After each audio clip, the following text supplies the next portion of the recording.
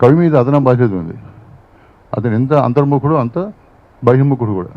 ఎంత తన అంతరంగంలో జరుగుతున్న అల్లకల్లోలాలు, దుఃఖాలు, బాధలు రాసుకుంటాడో అటనే ప్రజల పక్షం ఉంటాడు కనుక ప్రజల బాధలు కూడా తన బాధలుగా చేసుకుని కవితను రాస్తాడు. సో మన పుష్పగిరిలో ఎంత అంతర్ముఖత్వం ఉందో అంత సమాజం పట్ల వేదన, దుఃఖం, భరించలేనితనం, అన్కాంప్రమైజింగ్ పోయట్, భయపడని కవి, సాహసంతో ముందుకు పోయే కవి ఉన్నాడు. మీకు తెలుసు మన ఆంధ్ర సమాజంలో ఆంధ్ర అంటే మొత్తం తెలుగు స్పీకింగ్ వాళ్ళు, తెలుగు మాతృభాష కాగల 2 రాష్ట్రాలలో కవులు ఎంత అధమాధమ స్థితిలో ఉన్నారో మీకు ఇప్పటికి అర్థమై ఉంటుంది. అవార్డులు కావాలి, సాహిత్య అకాడమీ పదవులు కావాలి, మళ్ళీ వీళ్ళే విప్లవ కవులు, విప్లవ సంఘంలో వీళ్ళే ఉంటారు, ప్రభుత్వంకు పాదాలు నాకేటోళ్ళు వీళ్ళే. అసలు వ్యక్తిత్వం లేదు, ఇండివిజువాలిటీ లేదు, స్వతంత్రం లేదు, స్వేచ్ఛానురక్తి లేదు, బానిస బుద్ధులు అన్నమాట. అసలు వాళ్ళు ఎట్లా కవలేదో నాకు అర్థం కాదు. కళాకారులు కావాలంటే ఎవరు? దార్శనికులు కదా వాళ్ళు, అందరికంటే ముందు ఉంటారు. మరి ఫిలాసఫర్స్, వీళ్ళే ఫిలాసఫర్స్, వీళ్ళే సిద్ధాంతకర్తలు, మళ్ళీ మార్క్సు లెనిన్ మామ పేర్లను పుక్కిట పడతారు. ఏం న్యాయం ఉంటుంది? ఇది ఎన్నాళ్ళు ఇట్లా మనకి? ఇది 1970 నుంచి అవుతుంది. ఎప్పుడో దివసం పుట్టింది అప్ప, ఇప్పుడు 50 ఏళ్ళు దాటింది. అక్కడ వీళ్ళే, ఇక్కడ వీళ్ళే. రాజుగారి కుర్రలు వీళ్ళే ఉంటారు, రాజుగారి వ్యతిరేక అక్కడ వాళ్ళని పాడు చేస్తారు. అండర్గ్రౌండ్లో ఉన్న మన నక్సలైట్లను పాడు చేసేది వీళ్ళే. వాళ్ళేమో కొట్లాడుతుంటారు సిన్సియర్, వీళ్ళు ఇక్కడ వాళ్ళ పేర్లు చెప్పి వీళ్ళు బ్రహ్మాండంగా రాజ్యం వెళ్తుంటారు. విశ్వవిద్యాలయ ప్రొఫెసర్లు వీళ్ళే, హైదరాబాద్ సెంట్రల్ యూనివర్సిటీ వీళ్ళే, ఉస్మాన్ యూనివర్సిటీ వీళ్ళే. సో ఇప్పుడు ఏమైంది? దాని నుంచి దిగి ఇప్పుడు అంబేద్కర్, పూలే పేర్లు చెప్పుకుంటూ మళ్ళీ ఇప్పుడు అదే సేమ్ రాజకీయం చేస్తున్నారు. ఎందుకంటే సేమ్ పీపుల్ విప్లవాన్ని శాశ్వతంగా ఎక్కిచ్చేసిండ్రు, అటకెక్కిచ్చేసిండ్రు విప్లవం. అది ఎట్లా వచ్చేది మనకు ముందే తెలుసు అనుకో. ఇక అన్నింటిని పాడు చేయాలి కదా. మహిళా ఉద్యమము, బహుజన ఉద్యమం, దళిత ఉద్యమము, తెలంగాణ ఉద్యమము, సాంస్కృతిక ఉద్యమాలు అన్నిటిని దుంపనాశనం చేయడం వాళ్ళ పని. అది చేసి చాలేదు, వాళ్ళకి తృప్తి లేదు. సో వాళ్ళే వచ్చి అన్నింటిలో చేరుతారు. సో అందువల్ల కవుల నుంచి జాగ్రత్తగా ఉండాల్సిన అవసరం ఉంది తెలంగాణ సమాజం. కవులని చెప్పుకునే దొంగ కవులు, వాళ్ళు కవులే కాదు అనుకోండి, అదే సంగతి. కవులే కాదు వాళ్ళు. I call them bad poets, కుకవులు, కవినామా మాత్రులు అంతే. వాళ్ళు కవి అనే పదానికే వాళ్ళ అవమానం. అటువంటి కవులున్న చోట మనకు ఇంద్రపాల, మా ఇంద్రపాల, శ్రీనివాస్ అండ్ పుష్పగిరి లాంటి కవులు, యువ కవులు రావడం, ఇండిపెండెంట్గా ఏ సంఘాలలో సభ్యత్వం లేకుండా సర్వస్వతంత్రంగా, అంటే స్వాతంత్రానికి పూర్వం ఎట్లుంటారు కవులు, విప్లవ కవులు అట్లా. ఈ సోకాల స్వాతంత్రం రాకముందు ఎట్లుండేది అటువంటి. ఇది ఎట్లా స్వాతంత్రం? దీనికి అంత ఉట్టిదే కదా. 15 ఆగస్టున స్వాతంత్రం రాలే, పోయింది యాక్చువల్గా. ఎందుకంటే మన సాంస్కృతిక రంగంలో, సామాజిక రంగంలో మన విద్యా విధానం, మనకు వైద్య విధానం, మనకు ఒక పద్ధతులు, కొన్ని సంస్కారాలు ఉండినవి. ఈ జవహర్లాల్ నెహ్రూ అనే ప్రధాని, ఎప్పుడైతే దేశ ప్రధాని అయిందో, కాంగ్రెస్ పెద్ద ఆయన, ఆ రోజు నుంచి స్వదేశీ అనేది లేకుండా చేసేసాం. దేశీయ అనేది వద్దు, అంతా మనకు విదేశీ కావాలి. అప్పుడు ఇంగ్లాండ్ కాపీ కొట్టాలి, ఆ తర్వాత సోకాల్డ్ అమెరికాని కాపీ కొట్టాలి. సో ఇట్లా ఇంగ్లాండ్ అమెరికా వాళ్ళకు ఊడిగం చేస్తూ వాళ్ళకు దాసోహం అయిపోయి మీరు స్వతంత్రం అంటే ఎట్లా? ఇది నెహ్రూ, ఇందిరాగాంధీ, రాజీవ్ గాంధీ మొత్తం అదే కదా. ఇవాళ వచ్చి రాహుల్ గాంధీ మాట్లాడుతుంటే ప్రజలు ఎవరు నమ్మడానికి సిద్ధంగా లేరు. He like a joker, laughing stock. పార్లమెంట్లో మాట్లాడుతుంటే people are laughing at him. Not only BJP, everybody is laughing. Entire world, entire country is laughing at him. He only acting. మనకి బ్యాడ్ యాక్టర్, మళ్ళీ మనకి యాక్టింగ్ కూడా రాదు, voice లేదు, speech లేదు, ఏంది మనకి ఏం తెలియదు కదా.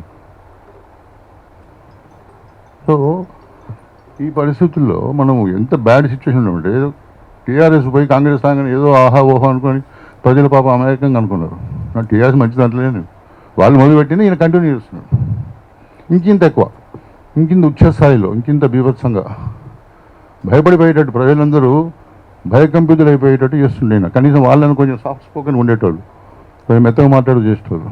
వీళ్ళు అట్లా కాదు, మాట కరుకే, చేత కరుకే, చేసే పనులన్నీ బాగా ఆపుతా ముందు వెనక చూడకుండా చేస్తున్నారు. మరి ఇట్లా ఎట్లా ఇదని సో వాట్ ఐ ఫీల్, పూర్వం మనకు తెలుసు 1965లో దిగంబర కవులు వచ్చింది మనకు 6 నగ్నముని, మహాస్వప్న, భైరవయ్య, చరపనరాజు, జ్వాలాముఖి, నిఖిలేశ్వర్ అని 6. ఆ 6 కూడా వ్యవస్థ మీద తమ అగ్ని కురిపించేటట్టు రాసింది. ఫలానా పార్టీ ఫలానా నాయకుడు కాకుండా ఎంటైర్ సోషల్ సమాజ వ్యవస్థ, ఈవెన్ సాహిత్య వ్యవస్థ దాన్ని తూర్పారబడుతూ మాటలు నమ్మకుండా అవుట్ స్పోకెన్గా చాలా ధైర్యంగా ఇది బూతు, ఇది సభ్యత, ఇది అసభ్యత అని ఆర్టిఫిషియల్ కృతకమైనటువంటి కులమానాలు, మధ్యలో ఉన్నటువంటి బ్యారికేడ్స్ అన్నింటినీ తోసిరాదని ఎట్లయితే బ్రిటన్లో యాంగ్రీ యంగ్ పోయిట్స్ వచ్చిందో, అమెరికాలో బీట్ కవులు వచ్చిందో వాళ్ళది ఇన్స్పైర్ అయ్యి ఆనాటి కాలానికి తగినట్టుగా అప్పటికే సిపిఎం విడిపోతాయి. ఇక అంటే ఆ కమ్యూనిస్టులు అనేటువంటి అప్పటికే అవుట్డేటెడ్ అయిపోయింది 65 నాటికి. ఆ అభ్యుదయ సంఘం అనేది అది పుట్టుకలోనే చచ్చిపోయింది. అది స్టిల్ బోర్న్ అంటామే, స్టిల్ బోర్న్. కనుక దిగంబర కవులు రావాల్సిన రంగం మీద రావాల్సిన అవసరం అన్నాడు ఉండింది. అండ్ వాళ్ళకి తమ కర్తవ్యాన్ని చాలా బలంగా అద్భుతంగా నెరవేర్చిండ్రు. తర్వాత కవిత్వాన్ని చాలా బలంగా ప్రభావితం చేశారు, ఇంక్లూడింగ్ విప్లవ కవిత్వం. సోకాళ్ళు వెరిరసం కవులు కూడా దిగంబర కవుల బాటలోనే 75 దాకా రాస్తూనే ఉన్నారు, ఇంక్లూడింగ్ శివసాగర్. సో ఈవెన్ 1980 దాకా కూడా దిగంబర కవిత్వం ప్రభావం ఉన్నంతకాలం విప్లవ కవిత్వం కూడా బాగానే ఉండేది. ఇక దిగంబర కవుల ప్రభావం పోయింది, ఇక అందులో ఏం లేదన్న, నో పోయిట్రీ, నేది రెవల్యూషన్ నాట్ పోయిట్రీ.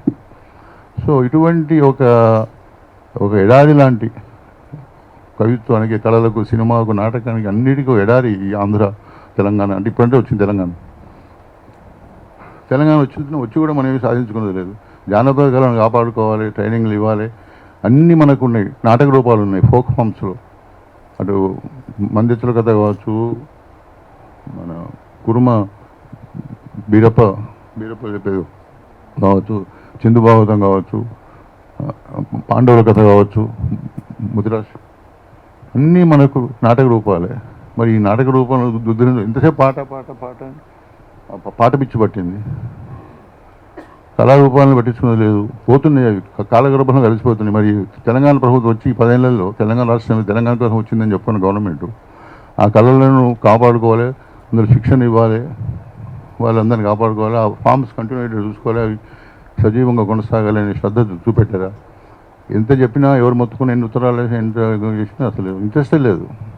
మరి మన పేరు రవీంద్ర భారతిలో ఉన్న పెద్దలు, సాంస్కృతిక శాఖ వాళ్ళు లక్షల కోట్లు ఖర్చు పెడుతున్నారు. ఎందుకు పుస్తకాలు ఇస్తున్నారు? పునాసాట, తంగేడట, ఏంటి వాళ్ళు ఏముండదు, పునాస లేదు, తంగే లేదు. సో నేను డబ్బు అంతా వేస్ట్ చేస్తున్నారు, పుస్తకాలు వచ్చేస్తున్నారు. సరే కాంగ్రెస్ వాళ్ళు పుస్తకాలు వచ్చాయలే, వీళ్ళు పుస్తకాలు వచ్చేస్తున్నారు, పుస్తకాలు ఏం లేదు. ఇప్పుడు దాశరథి మీద బుక్ వేసినా, కాళోజీ మీద వేసినా, రేపు రామరాజు గారి మీద వేస్తున్నా తెలియదు. చెప్తున్నా, సారహీనమైన అంటే సమాజం ఎట్లుందో, సాహిత్య సమాజం, ప్రభుత్వ దగ్గర ఉన్నటువంటి కవులు కూడా అట్నే ఉన్నారు. ప్రభుత్వం పంచిన అధికారులు, కవులు కూడా ఇప్పుడు మళ్ళీ వాళ్ళే కంటిన్యూ అవుతున్నారు. టీఆర్ఎస్ ప్రభుత్వం వాళ్ళే, కాంగ్రెస్ ప్రభుత్వం వాళ్ళే. మరి ఎట్లా ఉంటుందో నాకు అర్థం కాదు. 10 ఏళ్ళు 12 ఏళ్ళు ఒక్కరే కనీవి ఎరగలే ఇటువంటి ముచ్చారు. ఒక ప్రభుత్వ అధికారి ఒకే చోట ఇన్నేళ్ళు ఎప్పుడు మనం చూడలేదు. సో ఈ విధంగా తెలుగు సమాజం పూర్తి కుళ్ళిపోయి ఉన్నదన్నమాట. సాహిత్య సమాజం ఎప్పుడో కుళ్ళింది అనుకోండి. అయితే తెలంగాణ ప్రజలు మంచివాళ్ళు, కవులు, నేను అనేది కవులు తిరుగుతున్నా, రచయితలు, కవులు, మేధావులు అని తిరుగుతున్నా తప్ప ప్రజలు, తెలంగాణ ప్రజలు they are always very fair play ఉంటుంది వాళ్ళ లైఫ్లో. అన్న మాటను పాటిస్తారు. లోపల ఒకటి మీది ఒకటి ఉండదు, 2-4 క్లాసులే లేవు. సో అటువంటి ప్రజల కోసం నేను అనేది, పేద ప్రజలు, పల్లెల్లో ఉన్న ప్రజలు, కష్టజీవులు, వృత్తులన్నీ కోల్పోయి కూలీగా మారిపోతున్నటువంటి ప్రజలు, అడ్డాల మీద, హైదరాబాద్ సిటీలో అడ్డాల మీద కూలీలు, వాళ్ళంతా ఎవరు? ప్రజలు, వాళ్ళంతా రైతులు. పల్లెల్లో బిచ్చగాళ్ళు, హైదరాబాద్ బిచ్చగాళ్ళంతా రైతులు. సో ఈ పరిస్థితి మనం గమనించకుండా, నా కడుపు నిండింది కదా, నాకు మంచం ఉంది, నేను పడుకుంటే మంచిగా నిమ్మలంగా అనుకుంటే ఇది ఎట్లా అవుతుంది అనుకుంటుంది. సో కవి అనేవాడు ఈ సమాజాన్ని నిద్రావస్థలో ఉన్నదని లేదు, నిద్రావస్థలో ఉన్నట్టు కనబడుతూ దొంగ నిద్రపోయే ఈ సమాజాన్ని నిద్ర మేలుకోవాల్సిన అవసరం, ఆ బాధ్యత ఉండేది కవుల మీదనే. సో నేను ఏమనుకుంటున్నా అంటే, ఎట్ లాస్ట్ ఒక సెన్సిబుల్, ఒక సేనర్ వాయిస్, ఒక young voice, with all the problems of life, big issues in life, personal life, ముందుకొచ్చి ఈ పుస్తకం తేవడం చాలా మనందరం దీన్ని స్వాగతించాల్సినటువంటి సందర్భం. దీన్ని బాగా ప్రాచుర్యంలోకి తీసుకురావాలి, ప్రచారం చేయాలి. ఇటువంటి కవిత్వాన్ని మరింత వచ్చేటట్టు చేయాలి. నాట్ ఓన్లీ కవిత్వం, కథలు, నవలలు కూడా రావాలి. తెలంగాణ సమాజంలో ఎపిక్ నావెల్స్ లా తగ్గటువంటి వాతావరణం ఉంది. Each backward class community, each SC community తమ కుటుంబ జీవనం, తమ తాత ముత్తాతలు, పూర్వీకులు, అమ్మా నాయన, మేనమావలు, మేనత్తలు, తన చిన్నప్పటి చూసిన బాల్య జీవితం, యవ్వన కాలం, తన చదువులు, తన ఊరు, ఇవన్నీ ప్రాతిపదికగా ఎపిక్ నావెల్స్ రావాలనేటువంటి ప్రాంతం ఇది ఒక richest soil for great novels to emerge. ప్రపంచ స్థాయి నవలలు పుట్టగలిగిన శక్తి ఇక్కడ సాయిల్లో ఉంది, మట్టిలో ఉంది, ఇక్కడ జీవితంలో ఉంది. ఈ నవలలు కనుక వస్తే ఇవి ఇంగ్లీష్లో అనువాదమై బుక్కర్ ప్రజలు ఇక్కడనే వస్తాయి, నోబెల్ ప్రజలు ఇక్కడనే వస్తాయి. నేను చెప్తున్నాను మీకు, తెలంగాణ అంత సుసంపన్నమైనటువంటి ప్లేసు, ప్రజాజీవనం పద్ధతులు, జీవన విధానం, సంస్కారం, సంస్కృతులు, ఇంత భిన్నత్వం, ఇంత వైవిధ్యం, ఇంత శూద్ర కల్చర్, అతి శూద్ర కల్చర్ ఉన్నటువంటి నేల లేకపోలేదు, ఉండొచ్చు. కానీ నేను ఇక్కడ పుట్టిన నాకు ఇదే గొప్ప. తమిళ్, కేరళ, మలయాళం, కన్నడ అంతా మంచివాళ్ళే, మరాఠీ అందరూ మంచివాళ్ళే, నేను కాదంటలేదు. కానీ మనం తెలంగాణ పుట్టినాక మన బాధ్యత ఇది. ఈ తెలంగాణకి ఏం చేస్తున్నాం, మనం ఎట్లా బతుకుతున్నాం, are you continuing the culture of the people, not the leaders or the intelligentsia, educated, MA, MPhil, PhD కాదు మనకు కావాలి. పేద ప్రజలు ఎట్లా ఉన్నారు, వాళ్ళ నుంచి మనం ఏం నేర్చుకోవాలి, వాళ్ళని ఎట్లా కాపాడుకోవాలి, వాళ్ళ జీవనం, వాళ్ళంతా చచ్చిపోతున్నారు ఈ విషయాలకు. ఫార్మా ఇండస్ట్రీస్ ఏమవుతుంది, మొత్తం చచ్చిపోడే. చేపల కన్నా ముందు చచ్చిపోతారు, వానపాముల కంటే ముందు, కప్పల కంటే ముందు చచ్చిపోతారు. సో మరి ఎట్లా ఇది కనుక ఆ ఫార్మా సీటే ఇవాళ, అయ్యా నారాయణ దాస్ గారు, ఆనాటి ఫార్మా సీటే ఇవాళ వేషం మార్చుకున్నది, ఫ్యూచర్ సిటీ. అంటే ఫ్యూచర్ అంటే ఏంది, మృత్యు అన్నట్టు, మృత్యునగరం. వీటిని ఆచారం అంటే కందుకూరు, మధ్యలో ఉన్న అన్ని వాళ్ళ ఊళ్ళో, ముచ్చర్ల, అదర్ వీళ్ళ తాటిపడితే, నందివనపడితే, ఈ ఊళ్ళని పోవాలన్నమాట.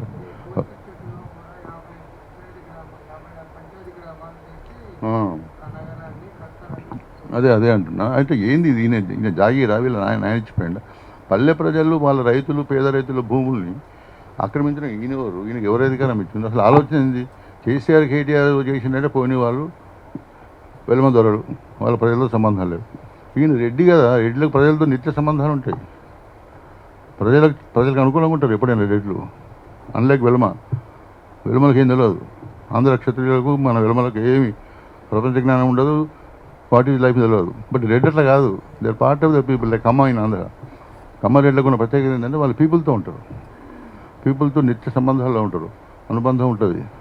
సో అటువంటి రెడ్డి ఫ్యామిలీలో పుట్టినవాడు అందులో మన కలవకుర్తి, మన ఇంటెనక అదే రోడ్డు, కందుకూరు దాటితే వస్తుంది, మహేశ్వరం, ఆమనగల్, కలవకుర్తి. మరి అంత దగ్గర పుట్టినవాడు ఆ ఊళ్ళ మీద ఎందుకు ఇట్లా చేస్తున్నాడు, ఎందుకు ఇట్లా చేయాలి? మొన్న ఏమైంది, హిస్టరీలో ఏమైంది, హైదరాబాద్ సెంట్రల్ మినిస్టర్లో 400 ఎకరాలు ఎవరికో ఇచ్చేస్తే వాడు 60 అంతస్తులు, 100 అంతస్తులు, 120 అంతస్తులు కడితే ఇదేంది అంటే ఏం చేద్దాం హైదరాబాద్ను? You want to make it in New York అనేది. న్యూయార్క్ ఆల్రెడీ అయిపోయింది, న్యూయార్క్ అయిపోతుంది, ఓ పక్క అయిపోతూనే ఉంది. అంటే సంపద అనేది ఎంత వికృత రూపంలో, ఎంత వికారంగా, అసహ్యంగా పెరిగిపోతున్నది, లైక్ ట్యూమర్, క్యాన్సర్. అది చూసి మన వాళ్ళు దీన్ని అభివృద్ధి అనుకుంటాం, ఇంక్లూడింగ్ అవర్ మార్క్సిస్ట్, సోకాల్ మార్క్సిస్టులు కూడా ఇది అభివృద్ధి. ఆహా, అందంతస్తుల బిల్డింగ్లు అండి, ఫైనాన్షియల్ డిస్ట్రిక్ట్ అండి. నేనేం కోరుకుంటాను సార్, నేను రౌండ్ ద క్లాక్ నా మెలకువల నిధుల్లో అవి ఎప్పుడు కూలిపోతాయని, నేను ఎప్పుడు కూలుతాయి, గాలివానలు పెద్ద రావాలి, ఎదురుగాలి విషయం కూలిపోవాలి, మొత్తం భస్మీపట్నం అయిపోవాలి, నేలమట్టం అయిపోవాలి. అదే అభివృద్ధి అండి. అది ఎవరి జాగా, ఎవరి భూమి, ఎవరు అనుభవిస్తాం? ఏంది సాఫ్ట్వేర్, ఏంది కథ, ఏంది అవన్నీ ఏంది, నా మైక్రోసాఫ్ట్లో ఏంది ఆ కథ, ఏంది? ఇంకోటి ఏంటంటే ఇన్ఫోసిస్ న్యాయమూర్తి, ఆయన ఏమంటున్నాడు, రోజు 18 గంటలు పని చేయండి, భార్య పిల్లలు ఏం లేదు, నిద్ర వాడు బ్రాహ్మణుడు. మళ్ళీ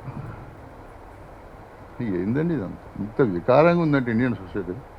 కనుక కవులు మనల్ని అందరినీ మేలుకోవాల్సిన బాధ్యత స్వచ్ఛందంగా తీసుకున్నాడు పుష్పగిరి. మనం అడగలేఆయన ఇంటికి పోయి, అయ్యా మమ్మల్ని కాపాడు, మా గురించి కవితలు రాయని. సో అట్లా స్వచ్ఛందంగా కవులు ముందుకు వచ్చి కవిత్వం రాసి ఇటువంటి అకృత్యాలను, అత్యాచారాలను, ఈ ఘోర కలిని నివారించడానికి ఆపడానికి ముందుకు రావాలి. రియల్ పోయిట్స్ మళ్ళీ మనకి ఫేక్ వద్దు. అంత ఫేకులు మస్తున్నారు. ఫేకులు వద్దు బాబు. దొంగ కవులు దొంగ కవులు వద్దు. మనం నిజమైన కవులు, హృదయంలో ట్రాన్స్పరెన్సీ, పారదర్శకంగా జీవించేవాళ్ళు, బయటికి లోపలికి ఒకటే రకంగా ఉండేవాళ్ళు, హెచ్చులు లేకుండా అసత్యం తావివ్వకుండా బతికేవాళ్ళు. అటువంటి కవులు మనం రావాలని మనం కోరుకుంటున్నాం. తెలంగాణలో అటువంటి మనుషులు ఎంతోమంది ఉన్నారు, మనుషులుగా ఉన్నారు. ఆ మనుషులుగా ఉన్న వాళ్ళు వాళ్ళ సాహిత్య రంగంలోకి వస్తే, కళారంగంలోకి వస్తే, కళలు, సాహిత్యం, సినిమా, నాటకం. ఇప్పుడు సినిమా కూడా ఏంది మన పరిస్థితి. 2 సినిమాలు వచ్చినాయి అంతే, మంచి సినిమా. 10 ఏళ్ళు దాటిపోయింది. సో ఇట్లా అన్ని రంగాలు, నాటకం అయితే లేకుండా చేసినాం మనం. ఆంధ్రను చూసి ఆంధ్రలో నాటకం మన నాటకం, అది బ్రాహ్మణ నాటకం, ఏకాంకిక, స్త్రీ పాత్ర లేని నాటిక. ఏం చేసుకుంటారు వారు? కర్ణాటకలో ఎట్లుంది నాటకం, మహారాష్ట్రలో ఎట్లుంది, బెంగాల్లో ఎట్లుంది. సో అందువల్ల అన్నిట్లో మనం బాగలేము. అంటే వాళ్ళ ఈస్థెటిక్స్లో, సౌందర్యానికి సంబంధించిన రంగంలో మనిషిని అస్తిత్వాన్ని చేతనావస్థలు తీసుకుపెట్టేటువంటి కళలు, కళారూపాలు ఇవన్నీ కూడా బాగాలేవు.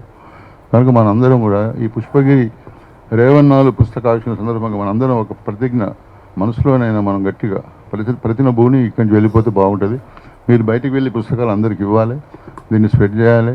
ఫేస్బుక్లో, యూట్యూబ్లో, రకరకాల పద్ధతుల్లో ప్రింట్ కూడా చేయాలి. అవసరమైతే మళ్ళీ దీన్ని మన వరంగల్లో, కరీంనగర్లో, నిజామాబాద్ అన్ని చోట్ల ప్రింట్ చేయాలి. దీన్ని సిద్దిపేటలో అన్ని ఊళ్ళలో ప్రింట్ చేయాలి. ఇప్పుడు మనకు ఎక్కువ వచ్చినాయి కొత్త జిల్లాలు. ఎన్నో 33 జిల్లా కేంద్రాలు దీన్ని ప్రింట్ చేయాలి. 1000 కాపీలు కనీసం. సో ఈ విధంగా దీన్ని ముందుకు తీసుకునే అవసరం ఉంది.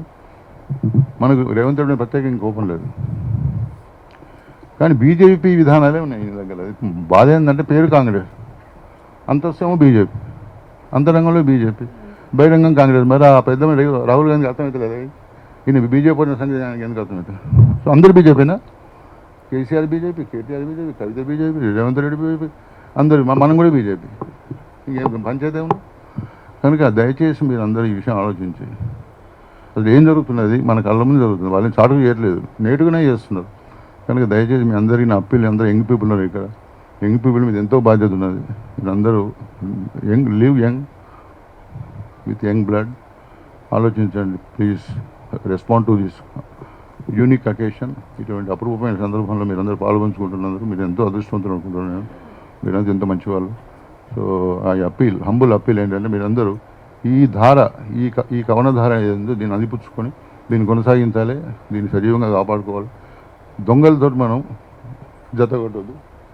అది సాహిత్యం కావచ్చు, సమాజం కావచ్చు, ఉద్యోగం కావచ్చు, ప్రైవేట్ లైఫ్ కావచ్చు, ప్రైవేట్ కంపెనీ ఎక్కడ ఉన్నా కూడా తెలంగాణ తనాన్ని, తెలంగాణ తత్వాన్ని, తెలంగాణ మానవీయ అంశ ఏదైతే ప్రజల్లో ఉందో, బీసీ కులాల్లో, మాదిగల్లో, మాలల్లో, ముఖ్యంగా మన ఆదివాసులు, చెంచు, కోయ, గోండు, మనకున్నారు 3 గొప్ప ఆదిమ జాతులు. మరి వాళ్ళందరి నుంచి మనం ఏం నేర్చుకుంటున్నాం? వాళ్ళను కూడా మనం సాగుబడి చెవులు ముద్దామని చూస్తున్నాం మన ప్రభుత్వం. దీన్ని ఎట్లా వచ్చుకుంటాం అంటున్నా. Why should anybody tolerate this great injustice అంటున్నాను నేను.